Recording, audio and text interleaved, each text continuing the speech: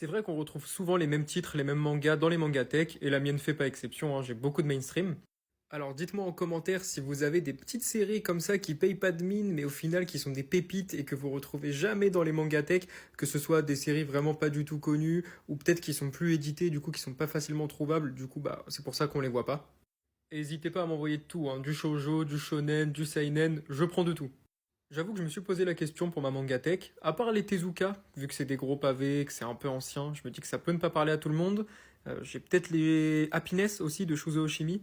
Je me dis que quand on dit Shuzo Oshimi, peut-être qu'on pense pas directement à Happiness, on pense plus les liens du sang.